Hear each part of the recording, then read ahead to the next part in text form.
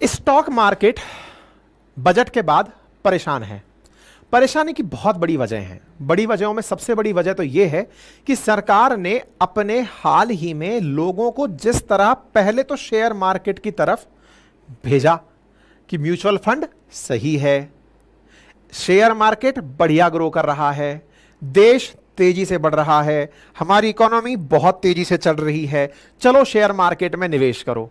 पहले तो सबको शेयर मार्केट में काउंसलिंग करके घुसा दिया कि जाओ भाई, सब तरफ शेयर मार्केट चल रहा है। ठीक है, बहुत सारे लोग तरह तरह से इन्वेस्टमेंट में इंटरेस्ट ले रहे हैं। भारत के बहुत सारा यूथ जो है वो शेयर मार्केट में इंटरेस्ट ले रहा है और उसके प्रयास चल रहे हैं कि मैं फ्यूचर एंड ऑप्शंस में ट्रेड करके बढ़िया पैसे कमाऊं। अब अचानक फ्यूचर एंड ऑप्शन को सेबी कहने लगी कि ये तो सट्टा खेल रहे हैं बच्चे और इससे वो घर का पैसा खर्च कर देंगे। सेबी ने कहा कि ये फ्यूचर एंड ऑप्शन वाले तो नुकसान करेंगे, बोले इनको तो रोकना है। और बोले दूसरा जो ये लोग पैसा बना लिए, देखो हुआ ये ना कि शेयर मार्केट ने जब से कोरोना काल निकला है तब से लेकर के रिटर्न्स बहुत अल्टीमेट दिए हैं। मतलब शेयर मार्केट एक पता नहीं कौन से हवाई जहाज पर सेट हो गया है, वो चले ही जा रहा है। मतलब मार्केट उठता ही जा रहा है तो जो पैसा आदमी लगाया हुआ है वो बढ़िया पैसा बना रहा है। अब कोई जाकर के मैडम को दिखाता होगा, निर्मला मैडम को, देखो मैडम इतना पैसा लगाए थे, इतना बन गया, थैंक यू सो मच। अब मैडम एकदम परेशान की, यार इन लोगों का पैसा लगवाया मैंने और पैसा सरकार को ही नहीं मिल रहा है, बाकी सब लोग पैसा कमा रहे हैं, हमको पैसा नहीं मिल रहा है। सरकार ने कहा बेटा इस पैसे को तुम बाहर कैसे निकालोगे? बोले मैडम बस अपने शेयर बेच देंगे, बेच के पैसे निकाले। आ गए तुम ट्रैप में बेटे, बेचोगे? बोले हाँ। कैसे बेचोगे? मैडम जैसे मान लो मैंने अभी इन्वेस्ट किया इस शेयर में, वो भाव बढ़ गया, मैंने बेचा, बेचते ही मुझे पैसा मिल गया। और जो पैसा मिला, बोले बेटा तुम जानते हो कि 1 साल से पहले अगर तुमने अपने शेयर्स को बेच दिया तो उससे जो तुम्हें लाभ होता है वो शॉर्ट टर्म गेन कहलाता है। बोले अच्छा ऐसा भी है क्या? बोले हाँ, अगर 1 साल से पहले तुमने शेयर बेच दिए तो शॉर्ट टर्म गेन है, और अगर 1 साल के बाद अगर तुमने बेचे तो वो लॉन्ग टर्म गेन में आता है। दोनों ही कैपिटल गेन, क्योंकि तुमने 1000 का माल खरीदा था, अब उसको तुम 2000 में बेच रहे हो, 1000 रुपया बना रहे हो। अब तुम 1000 बनाकर चले जाओ और हम तुमसे कुछ ना कमाएं, और हमारे देश में हम ही इकोनॉमी को चलाने वाले कर्णधार हैं, तुम पैसा कमा लो, हम तुम्हारा मुंह देखते रहें, जाओ, नहीं चलेगा ऐसा। तो मैडम जी फिर क्या चलेगा? कटौती लगेगी। कितना? 20%। बोले अगर 1 साल से पहले तुमने शेयर बेच दिया बेटा तो तुमसे शॉर्ट टर्म कैपिटल गेन पर 20% कटौती। मतलब तुमने जो 1000 रुपए कमाए, 200 रुपए सरकार के हुए। बेचारे लोग जो इधर उधर से खुश थे कि हम शेयर मार्केट में बढ़िया पैसा बना रहे हैं, सरकार ने पकड़ लिया अग्रवाल, इधर आजा, ज्यादा पैसे मत बनाए। पहले तक 15% था, अब 20% कर दिया। यानी पहले आप कमाते थे उस पर 15% देते थे, इस बार के बजट में 20% कर दिया। शेयर मार्केट यूं ही थोड़ी गिरा था, शेयर मार्केट के साथ तो सरकार ने मजे ले लिए पूरे। साइड में हो जा भाई, 20%। और जो लॉन्ग टर्म गेन वाले थे, जो कहते थे कि मैडम देखो हम तो बड़े अच्छे लोग हैं, हम मार्केट पे विश्वास रखते हैं, हम तो आज पैसा नहीं निकालेंगे, साल भर बाद निकालेंगे। साल भर छोड़ो मैडम, हम तो डाल के छोड़ दिए, जब तक मार्केट चलता रहेगा बाद में निकालेंगे। सरकार ने कहा अरे वो इधर आ। बोले हाँ बेटे, अब तुम्हें भी 10% पहले देना होता था, इस बार 12.5% देना पड़ेगा। अब बेचारे जिनके शेयर लगे हुए हैं, मार्केट में जिन्होंने पैसे लगाए हुए हैं, उनको जैसे ही आप टैक्स की ये बात बता रहे हो कि तुम जो कमा रहे हो ये तुम ही नहीं कमा रहे हो, सरकार भी इससे कमाएगी। उधर की तरफ जो बेचारे फ्यूचर एंड ऑप्शन में ट्रेड करने के लिए नया नया कानून सीखे थे कि भाई फ्यूचर एंड ऑप्शन में पैसे लगाएंगे, पैसे लगाने में इतना पैसा लगाओ, इतने का माल खरीद लो, और वो और महंगा हो जाए तो सोचो अपनी तो बल्ले बल्ले। मतलब फ्यूचर एंड ऑप्शन समझते हैं ना कि साहब अपन ने तो 100 रुपए लगाकर 1000 का माल खरीद लिया, मार्केट तो चढ़ ही रहा है, 1000 का माल 1500 का हो जाएगा, अपने तो 500 रुपए बन गए। 100 लगाए थे अपन ने तो 500 बन गए, 500 लेके घर जाएंगे, हर ट्रांजैक्शन पर पैसे कमाएंगे। ये जो हाल ही में जो बाल कलाकार फ्यूचर एंड ऑप्शन के नए लोग बनकर आए हैं, इनकी इस नीति को देखकर सरकार समझ गई कि बेटा तुम लोग इस 100 को लगाकर 1000 का दाम लगा देते हो, और 1000 भी जब कई बार डूबने लगता है तो उस 1000 की कर्जे में फंस जाते हो, क्योंकि मार्केट तो माफ करने वाला है नहीं।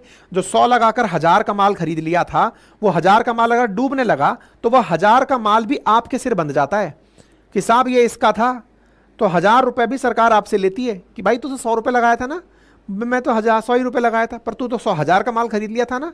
ये बिल्कुल वैसे ही है जैसे कोई प्लॉट खरीदे और उसमें टोकन मनी दे आए थे, भाई साहब ये अपना हुआ, अब अपना हुआ, वो प्लॉट मान लो नहीं बिका, किसी और खरीदार ने नहीं खरीदा, तो आप ही को खरीदना पड़ रहा है ना वो। एग्जैक्टली फ्यूचर एंड ऑप्शन में बहुत सारा नुकसान हुआ लोगों का। सेबी बहुत सख्त है इस बात को लेकर। सेबी ने आज से 3 दिन पहले तो यही कहा था कि फ्यूचर एंड ऑप्शन वाले तो एकदम ऐसा लग रहा है कि इनका तो रोको काम, क्योंकि तो बहुत ज्यादा पैसा खराब कर देंगे। इसका मतलब यह हुआ कि एक प्रकार से सेबी भी सख्ती दिखा रही है, साथ ही साथ शेयर मार्केट में बनते हुए पैसे पर सरकार अपनी नजरें गड़ा रही है। तो शेयर मार्केट के ऊपर जो सरकार का रवैया रहा उसको शेयर मार्केट ने पसंद नहीं किया। इसी के कारण से शेयर फॉल हुए हैं, गिरे हैं। शेयर मार्केट ने बजट 2024 को अच्छा नहीं माना है। इसीलिए कल हमने सेशन में लिखा था बाजार धड़ाम। बाजार को जब ये बात समझ में आई कि यार ये तो सरकार ने खेला खेल दिया, इसलिए भाई साहब शेयर मार्केट गिरा। ठीक है ना। तो एक प्रकार से जो निफ्टी है और सेंसेक्स है, दोनों के अंदर गिरावट दर्ज की गई, और दोनों के अंदर जो गिरावट थी उसका बड़ा कारण था सरकार ने इन्वेस्टर्स के लिए शॉर्ट टर्म कैपिटल गेन को 15% से बढ़ाकर 20% कर दिया और लॉन्ग टर्म कैपिटल गेन को 10% से 12.5% कर दिया। एक और खेला किया है सरकार ने जमीन वालों के साथ, और वो भी तगड़ा खेला किया है साहब। और वो खेला ऐसा है कि अगर वो समझ में आ जाए तो आपको ये कहानी समझ में आ जाए कि यार सरकार का तो तगड़ा ही मामला है। जैसे क्या मामला है, देखो क्या है ना, जमीन में क्या होता था पहले, इसको भी थोड़ा सा समझ लो, और अगर आपके आसपास कोई पढ़ा लिखा आदमी रहता है तो उसको बता भी देना कि गड़बड़ है मामला। क्या मामला गड़बड़ है? पहले क्या होता था कि आपने कोई प्लॉट खरीदा, मान लो ₹1,00,000 का, है ना, ₹1,00,000 का प्लॉट खरीदा। अब आपको पता चल रहा है कि इस साल वो प्लॉट आपका, मतलब 2 साल पहले खरीदा था ₹1,00,000 का, इस साल कोई आपको ₹2,00,000 दे रहा है उस प्लॉट के। सरकार क्या करती थी कि जो आपने लाख का खरीदा, अब 2 लाख में आप बेच रहे हो, तो ये जो ₹1,00,000 अतिरिक्त आप पा रहे हो, इस पर हमें टैक्स दे दो। सरकार उस टैक्स में 20% टैक्स लेती थी पहले, कैपिटल गेन के नाम पर, कि हाँ भाई देख लो साल भर रख लिया आपने और 20% का, सॉरी, जो पैसे कमाए, अब ये जो कमाए हैं इस पर 20% हमारा है, दैट इज कैपिटल गेन। सरकार के इस 20% कैपिटल गेन को जनता ने समझा, सरकार के पास गए कि मैडम आप हमारे हम लाभ कमाना चाहते हैं, उसमें से आप लोग भांजी मार लेते हो। मैडम ने कहा क्या चाहते हो वत्स? मैडम इस पैसे को कम करो। सरकार ने कहा जाओ खुश रहो। सरकार ने तत्काल प्रभाव से 12.5% कर दिया। जनता खुश हो गई, अरे वाह सरकार कितनी अच्छी है, देखो ₹1,00,000 का प्लॉट खरीदा था, 2 लाख का बेच रहे हैं, 12.5% ही सरकार को देना पड़ेगा, यानी ₹12,500 ही अपन को सरकार को टैक्स देना पड़ेगा। जनता बहुत खुश हुई, बजट में तालियां। लेकिन पीछे पीछे एक लाइन चिपकी हुई आ रही थी, और वो लाइन क्या थी? अब इंडेक्सेशन नहीं होगा। ये क्या है भाई, क्या नहीं होगा? अब क्या था, इसको समझने के लिए पॉइंट समझिए। अभी तो मैंने 1-2 साल की कहानी बताई। मान लो आपने 10 साल पहले कोई जमीन खरीदी थी और उस जमीन की कीमत उस समय ₹1,00,000 थी। देश में महंगाई बढ़ती गई, ₹1,00,000 की जमीन हो सकता है अब 1 करोड़ की हो गई हो। भाई जमीन के भाव तो ऐसे आसमान चढ़ते हैं। अब मान लो 1 करोड़ की नहीं जी, 50 की मान लो, अब तो 50 की हो गई। 10 लाख की खरीदी, अब वो 50 लाख की हो गई। तो पहले क्या होता था ना, इनकम टैक्स विभाग अपनी तरफ से हर साल महंगाई को एडजस्ट करता हुआ चलता था। यह मानता हुआ चलता था कि 10 लाख की चीज जो इन्होंने खरीदी थी वो 2000, मान लो आज से 10 साल पहले आपने 2015 में कभी खरीदी थी, तो बोले 2016 में वो जमीन रखे रखे इतने की हो गई होगी, क्योंकि महंगाई बढ़ रही है। ऐसे समझो ना भाई, महंगाई तो बढ़ी रही है, 6% 7% औसत दर से चल रही है, तो बोले इतना % बढ़ा दो, इतने की तो वो हो ही गई होगी। फिर उससे अगले साल बोले 6% और महंगाई बढ़ गई जी, 7 में भी ऐसा हुआ, 17 में भी ऐसा हुआ, 18 में बोले ऐसे बढ़ गया होगा। तो ऐसे करके हर साल 7%, 5%, 7% महंगाई की कीमत एडजस्ट करते करते ये माना जाता था कि 10 साल में ये कीमत ऑटोमेटिकली महंगाई के हिसाब से भी इतनी पहुंच गई होगी। मान लो 50 लाख का सरकार ने मान लिया कि ये प्लॉट 25 का तो अब तक हो ही गया होगा अगर महंगाई भी देखें, और इस व्यक्ति ने इस प्लॉट को 50 में बेचा है, तो ये जो बीच का 25% है ना, मतलब बीच का जो 25 लाख है, मैं इस पर कैपिटल गेन टैक्स 25 लाख रुपए 20% लूंगी। मतलब समझ रहे हैं आप? मतलब यह है कि महंगाई को एडजस्ट करने के बाद जो दाम निकल कर आया और जो मार्केट वैल्यू निकाली, इसके बीच का जो अमाउंट था, इस पर 20% सरकार लेती थी कैपिटल गेन के नाम पर। पहले सरकार ने अभी क्या किया कि मैं 20% तो छोड़ रही हूं, 12.5% कर रही हूं, पर यह याद रखना ये 12.5% मैं वहां से लूंगी, यानी पुरानी कीमत से वसूलूंगी। मतलब पुरानी कीमत 10 लाख थी ना तुम्हारी, अब तुम 50 में बेच रहे हो, 40 का जो तुमने मुनाफा कमाया है ना, इस 40 पर उठाऊंगी फायदा। खेला अगर समझ में आ गया हो तो बताना। खेला समझ में आ गया? ये खेला सरकार ने इस बजट में। और सरकार से पूछा ऐसा क्यों कर रहे हो? अजी लॉन्ग टर्म कैपिटल गेन है, हम सबको एक जैसा करना चाहते हैं इसलिए ऐसा कर रहे हैं। बोले जैसे? बोले शेयर मार्केट पे भी तो यही किया है, इसमें भी तो हमने 12.5% का लॉन्ग टर्म कैपिटल गेन कर दिया, इसलिए हम ऐसा कर रहे हैं। अब आई बात समझ में? सरकार ने प्रॉपर्टी की हालत खराब कर दी है। प्रॉपर्टी वालों को तो बजट क्या डे वन में तो समझ में आता नहीं है, 2-5-7 दिनों बाद तो इनको समझ में आएगा कि बजट में क्या आया था, और बजट में क्या आया था ये समझ में आएगा, उसके बाद फिर ये रिएक्शन देंगे कि अरे यार ये तो चोट हो गई हमारे साथ। अब चोट हो गई है, कैसी चोट हुई है? मैं प्रिडिक्शन दे देता हूं अब ये लोग क्या रास्ता निकालेंगे। अब इससे काला धन का जो है ना फिर से प्रचार प्रसार बढ़ेगा। पूछो कैसे? लोग ऑन पेपर में इतना महंगा खरीदेंगे ही नहीं। वो क्या करेंगे?